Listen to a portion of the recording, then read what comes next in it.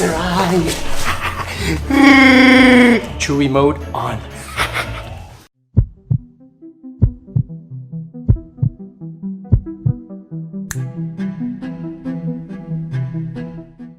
So hey y'all, Aman here, and you're watching Heart Limits, channel that talks about everything heart related. Now, for the past 2 weeks, I actually got myself a smartwatch, and it looks and feels awesome. But for the past 2 weeks, I have actually been struggling to find a real positive thing about this particular smartwatch. And I have to say, I think I spent a bit too much time trying to find a positive thing, even though it's something that's not like a paid or sponsored ad. Nobody really asked me to review this watch. And the main reason why I got this particular smartwatch, which is actually called the Morefit smartwatch, it's actually rated 4 to 5 stars on Amazon. And what really got me hooked into it is that since I do have a heart condition, it's actually very important for me to have a particular feature, which is the heart rate alarm. And whenever my heart rate reaches at 130 beats per minute, for me, that's already a big red flag and I should slow down. So if there is an actual smartwatch that's able to do that, I'm totally in for it. You know, it's like the dream watch kind of scenario for me right now. So this watch has that feature. So of course, for that reason I bought it. But sad to say, it isn't as accurate and as reliable as I hoped it to be. Now, I originally started with the Fitbit Charge 2, and with this watch, I never had really any big problems. Of course, you know, there's this typical thing that when you wear a smartwatch, you know, it tends to move around a lot, and it happens with all smartwatches. If you are doing a sport, you know, it requires you to tighten the strap more so that, you know, it doesn't have that much of a problem in reading. But the thing is with smartwatches is that, to be honest, it's not really the best place to have a heart rate monitor. So in the end, there's always this margin of error from 5 to 10 beats per minute. But when I did a comparison between these two watches, the Fitbit Charge 2 and the Morefit has these strange moments where it just feels like, why isn't my heart rate changing?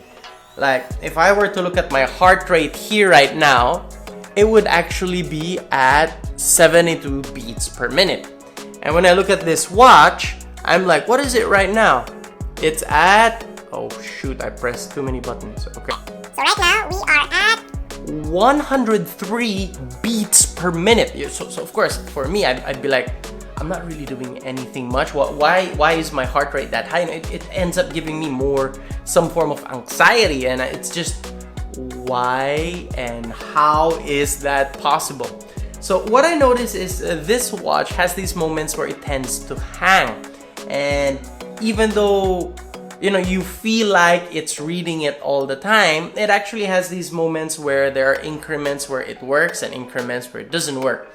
So at one point where I was, you know, just sitting down, just laying back, I noticed that with my Fitbit Charge, my heart rate was around 80. And suddenly this watch started to vibrate. Bzz, bzz, and I was like, what's going on? I took a look, I'm like, what? My heart rate is 169? And I'm just, no, that's not possible. I checked my heart, everything. I'm like, no, my heart isn't beating that fast. How is that possible? So with that particular feature, kind of was the biggest deal breaker for me. Because if you're looking for a watch that looks good, you know, it feels good, this one I have to say is pretty decent. But when you start going for the actual purpose of a smartwatch, which is, you know, to help you in fitness, you know, have alarms. So this has alarm system, so does this. This thing can get my heart rate, so can this, but this is more accurate anytime. This one is just the most unreliable thing I've ever had. Cool thing is, this thing also has it can check my blood pressure. But the problem is, while you try to check your blood pressure, it's very important that you don't move at all, because if you do, it will have a problem in the reading and ask you to redo the whole thing. And to be honest, I'm not really sure how accurate it is as well. Now, if you are going for the price, this watch is awesome. In some online shops, you can buy it for around $25 all the way up to around 50. So it's still below the $50 mark.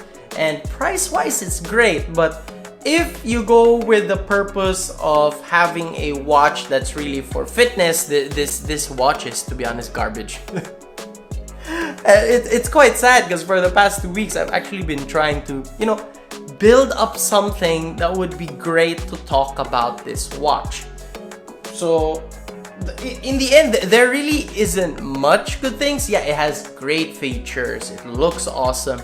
It feels more comfortable since, it's kind of like the general shape of a watch. This one feels more bulky it's more fat in its own way. And it's not really the most comfortable watch to wear. But what I notice is when you start playing sports. So last week I actually played football. And while I was, which I'm not supposed to do, to be honest. But I'm like, oh, I have a watch that will tell me when my heart rate is really high. So I was like, oh, I should be fine. So while I was playing football, of course, I was still conscious that if I run too much, it could be really bad for me. It could be a fatal sport. So what I actually did was I played more on the keeper.